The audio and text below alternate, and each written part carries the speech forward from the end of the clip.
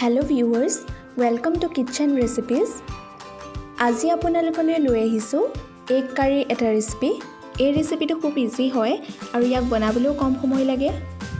যদি আপোনালোক মোৰ চেনেলটোত নতুন হয় তেনেহলে প্লিজ সাবস্ক্ৰাইব কৰি দিব আৰু যদি ভিডিওটো চাই ভাল পায় তেতিয়া হলে লাইক কৰিবলৈ নাপাহৰিব। ইয়াক বনাবলৈ আমাক কি ইনগ্ৰেডিয়েন্টস লাগিব চাই লওঁ আহকচোন।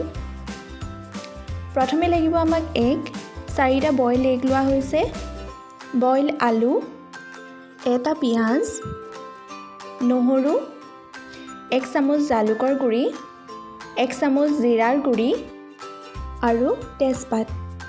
প্ৰথমে আমি ডিম কেইটা অলপ ভাজি লম।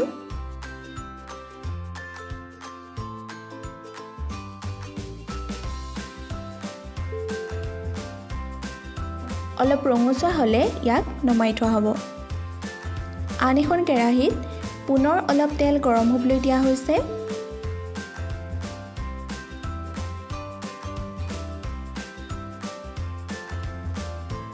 তেল গৰম হোৱাত তেজপাত দিয়া হৈছে।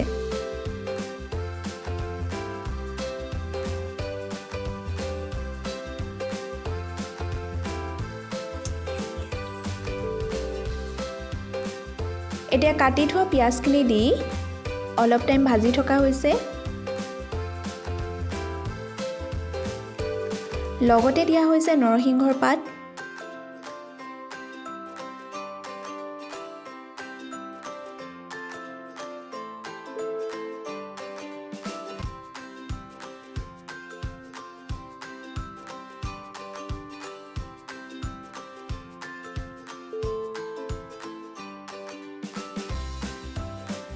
ভালদৰে লৰাই দিয়াৰ পাছত এতিয়া দিয়া হ'ব নহৰু পেষ্ট।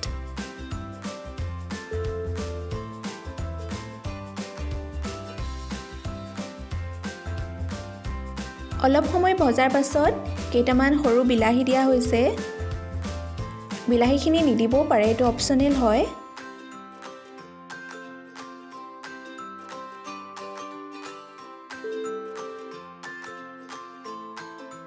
গোটেইখিনি অলপমান ভজাৰ পাছত এতিয়া দিয়া হ'ব জালুকৰ গুড়ি।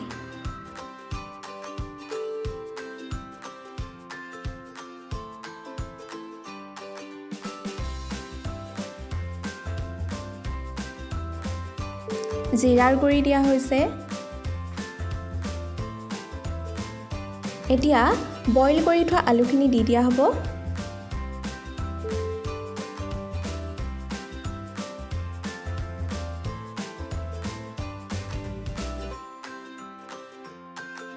জোখমতে নিমখ হালধিও দিয়া হৈছে।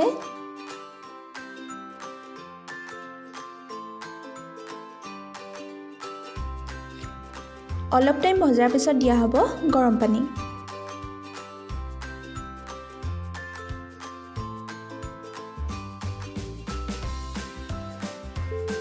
দেখিছে যে এইখিনি উতলিবলৈ আৰম্ভ কৰিছে।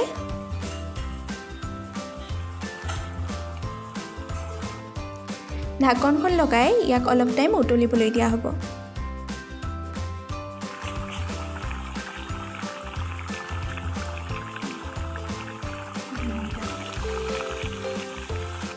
পাঁচ মিনিট মানৰ পাছত ইয়াত দিয়া হৈছে ভাজি থোৱা ডিম কেইটা।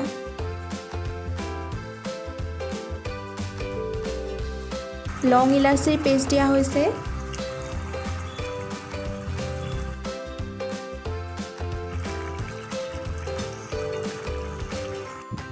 আৰু আমাৰ এগ কাৰি ৰেচিপি তৈয়াৰ হৈ গৈছে। এয়া দেখিছে যে আমাৰ ভাতৰ লগত এগ কাৰি খাবলৈ ৰেডি হৈ গৈছে।